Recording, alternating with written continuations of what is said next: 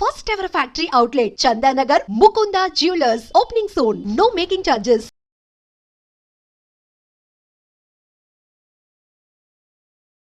సంగారెడ్డి జిల్లా అమీన్పూర్లో ఎప్పుడైతే రజిత ఆమె ముగ్గురు పిల్లలకు పెరుగన్నంలో విషం పెట్టి చంపేసింది అన్నటువంటి వార్త ఎప్పుడైతే బయటకు వచ్చిందో అప్పటి నుంచి కూడా ఈ కేసుని చాలా సీరియస్గా తీసుకుంది పోలీస్ శాఖ కూడా.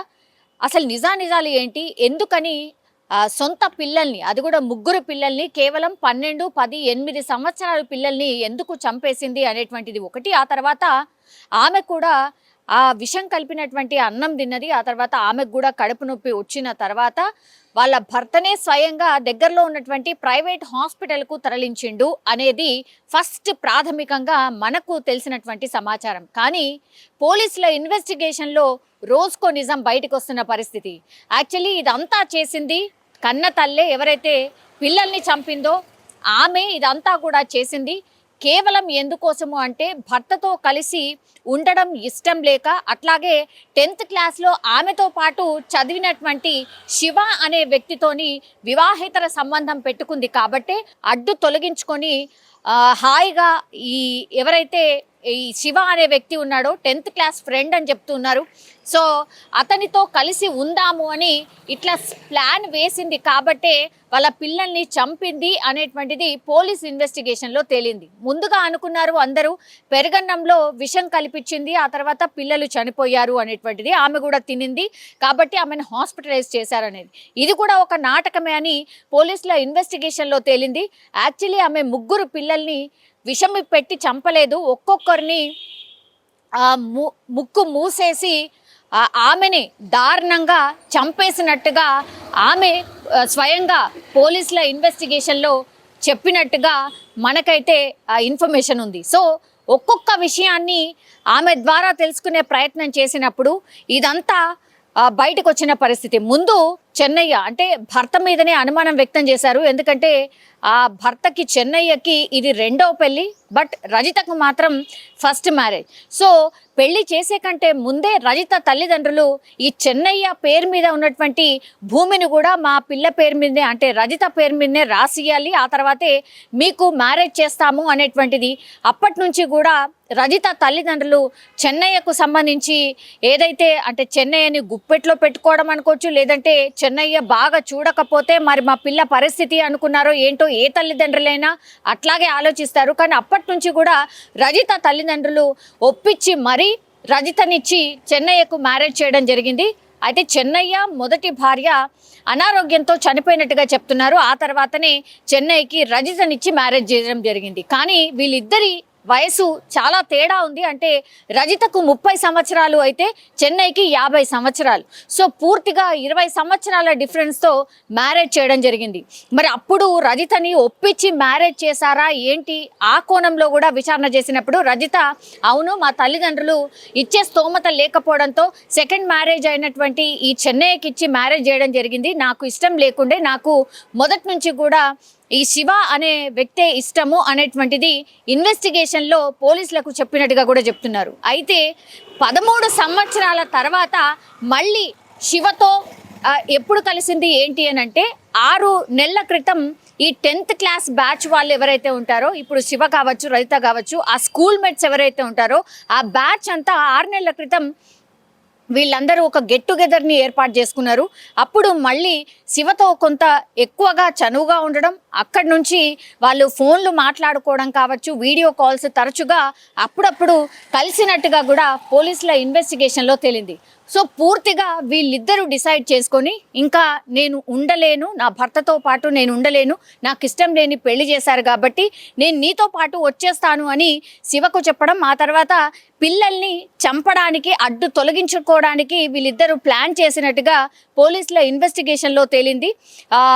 గత 2-3 సార్లు కూడా ఈ పిల్లల్ని ఎలా వదిలించుకోవాలి అనే ప్లాన్స్ కూడా వేసినట్టుగా కూడా ఆ పోలీసుల ఇన్వెస్టిగేషన్లో రజిత ఒప్పుకున్నట్టుగా చెప్తున్నారు. అంటే పిల్లల్ని చంపాలనే ప్లాన్ దాదాపుగా 6 నెలల ముందు నుంచే రజితకు ఉన్నట్టుగా చెప్తున్నారు.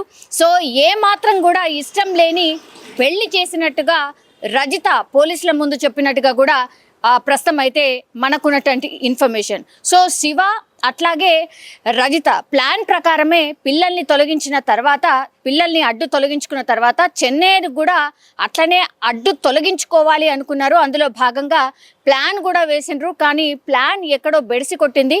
ఆ తర్వాత ఇప్పుడు 3 పిల్లలైతే చనిపోయినరు. కానీ ఇప్పుడు చెన్నయ్య ఆ రోజు రాత్రి నైట్ డ్యూటీ ఉంటుంది కాబట్టి ఆయన ఎస్కేప్ అయినట్టే అనుకోవచ్చు. మరి ఆయనని ఎట్లా చంపాలనుకున్నారు ఏంటి అనేది తెలియదు. ఎందుకంటే ఈ 3 పిల్లల్ని మాత్రం పెరగన్నంలో విషం కలిపి పెట్టారు అనుకున్నారు. కానీ కాదు, ఆమె గొంతు నులిమి అంటున్నారు. లేదంటే ఈ ముక్కు మూసేసి 3 పిల్లల్ని కూడా రాత్రిపూట చెన్నయ్య ఎప్పుడైతే రాత్రి డ్యూటీకి ఆయన వాటర్ ట్యాంకర్ డ్యూటీ చేస్తూ ఉంటాడు కాబట్టి ఆ వాటర్ ట్యాంకర్కి సంబంధించిన నైట్ డ్యూటీ ఉండింది చెన్నయ్యకి.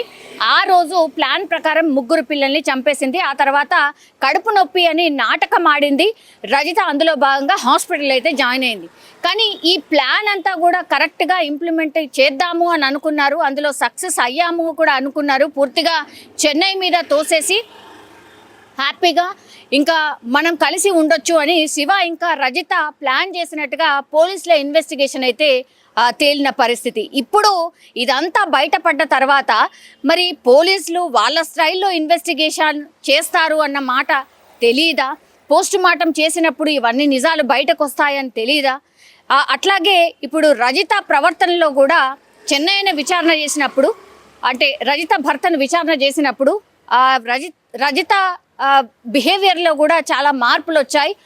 ఒక 6 నెలల నుంచి 8 నెలల నుంచి కూడా ఆమె పూర్తిగా ప్రవర్తనలో మార్పు అయితే వచ్చింది. తరచుగా గొడవ పడ్డం ఇవంతా కూడా చేసినట్టుగా కూడా చెన్నయ్య పోలీస్ ఇన్వెస్టిగేషన్లో చెప్పినట్టుగా చెప్తున్నారు. పిల్లలని కోప్పడ్డం, సరిగ్గా చూసుకోకపోవడం, ఎక్కువ మట్టుకి ఈవెన్ ఆ స్కూల్లో డ్యూటీ చేస్తుంది రజిత, స్కూల్లో కూడా ఎక్కువగా ఫోన్లో ఉండిపోవడం, సరిగ్గా డ్యూటీలో కూడా చేయకపోవడం, ఆ కంప్లైంట్స్ కూడా ఈ రజిత భర్త చెన్నై దగ్గరికి కూడా వచ్చినట్టుగా చెన్నై విచారణలో చెప్పినట్టుగా చెప్తున్నారు. సో పూర్తిగా భర్త మీద నెపం నెట్టేసి ఇప్పుడు శివ అనే వ్యక్తితో జీవితాన్ని కొనసాగిద్దాము అనుకున్నటువంటి టైంలో ఇప్పుడు ఈ ప్లాన్ అంతా కూడా బెడిసి కొట్టింది అనుకోవచ్చు. ఇప్పుడు రజిత అట్లాగే శివ సంగారెడ్డి పోలీసుల అదుపులో ఉన్నారు. సంగారెడ్డి జైల్లో వాళ్ళని విచారణ చేస్తున్న సిచ్యువేషన్ అయితే కనిపిస్తోంది. రోజుకో నిజం, రోజుకో ట్విస్ట్లా ఇప్పుడు అమీన్పూర్ ఈ 3 పిల్లల్ని చంపినటువంటి ఘటనలో ట్విస్ట్లు అయితే బయటపడుతున్న సిచ్యువేషన్ అయితే కనిపిస్తోంది. కానీ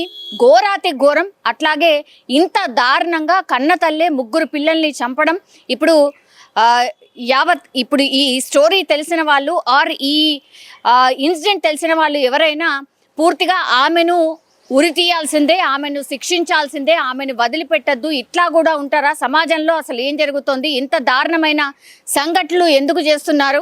అట్లాగే కన్న తల్లే ఇంత కర్కశంగా వ్యవహరిస్తుందా?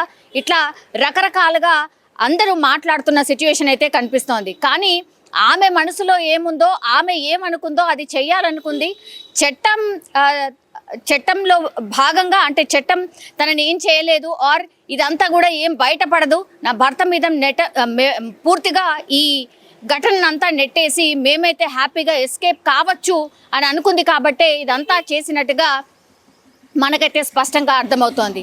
ఈ స్టోరీలో మరి ఇంకా ఏమైనా ట్విస్టులు ఉన్నాయా, ఇంకేమైనా జరిగి ఉండొచ్చా అని పోలీసులు అన్ని కోణాల్లో ఇన్వెస్టిగేషన్ చేస్తున్నారు. అట్లాగే చెన్నయ్య అంటే భర్త తరఫున వాళ్ళ దగ్గర నుంచి కూడా పూర్తిగా ఈమె ఎలా ఉండేది ఏంటి అనేది వాళ్ళ దగ్గర నుంచి కూడా సాక్ష్యం తీసుకుంటున్నారు. అట్లాగే రజిత పేరెంట్స్ దగ్గర నుంచి కూడా పూర్తి ఇన్ఫర్మేషన్ అయితే తీసుకుంటున్నారు. ఎందుకంటే రజిత చెప్పినట్టుగా ఆమెకు నచ్చనటువంటి పెళ్లి చేశారా, గొడవలు తరచుగా జరుగుతున్నాయా? ఎందుకంటే ఈ పిల్లల్ని చంపిన తర్వాత రజిత హాస్పిటలైజ్ అయిన తర్వాత రజిత వాళ్ళ అమ్మ కావచ్చు, నాన్న కావచ్చు పూర్తిగా అల్లుడి మీదనే నెపం నెట్టే ప్రయత్నం చేసిండ్రు. మా అల్లుడు రోజు తిట్టేవాడు, అనుమానం వ్యక్తం చేసేవాడు, ఇట్లా చాలా మాటలు చెప్పారు. కాబట్టి వాళ్ళను పూర్తిగా కూర్చోబెట్టి విచారణ చేస్తే ఇంకెన్ని నిజాలు బయటపడతాయో అనేది పూర్తిగా ఈ కేసులో అన్ని నిజాలు ఇంకొంతకాలం వీళ్ళిద్దరిని విచారణ చేస్తే బయటపడే అవకాశం అయితే కనిపిస్తోంది. కానీ పూర్తిగా చర్చనీయాంశంగా మారిపోయింది ఈ ఇన్సిడెంట్ అని చెప్పొచ్చు.